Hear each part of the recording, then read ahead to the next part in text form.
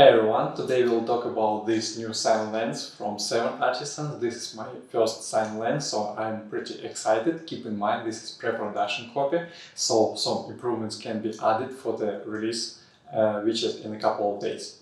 Disclaimer: this lens was provided to me by 7Artisans and this is my honest and unbiased review, supported by the images you can judge by yourself.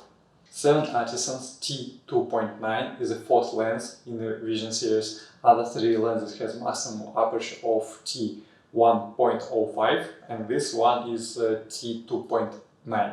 A small side note: if you are confused between TStop and FStops, FStop is a representation of the size of the lens aperture in relation to the focal length of the lens, and two lenses with the same f-stop can transmit different amount of light to the sensor.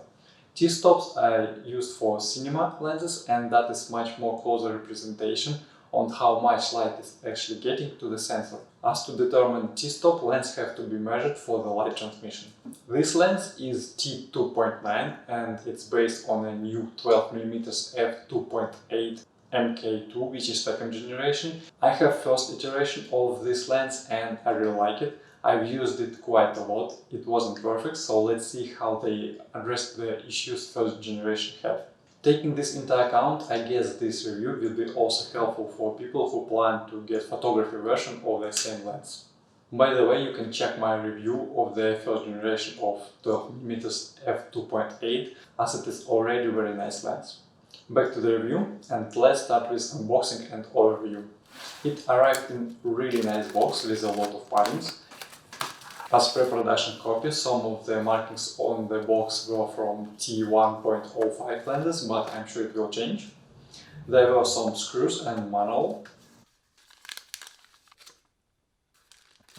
The lens itself has a full metal build, X mount in my case, but it's also available in other mounts.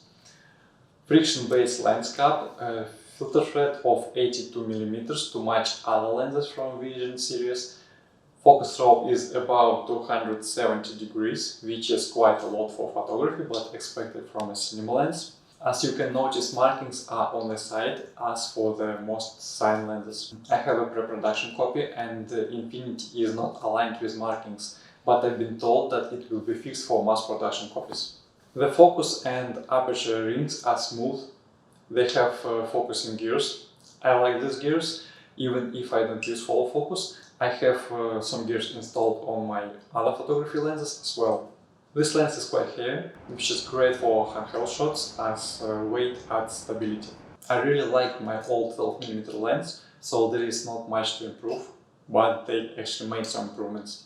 Sharpness, it is still sharp. I haven't noticed much difference from older lens, but it was already sharp. But what made the difference is the longer focus throw, which made it easier to nail focus. It handles flaring much better. Old version in certain conditions would produce circular flare, which would ruin the image. This one doesn't do it. Focus breathing is also better. It is noticeable for long pulls, but it can be cropped in post and won't be noticeable.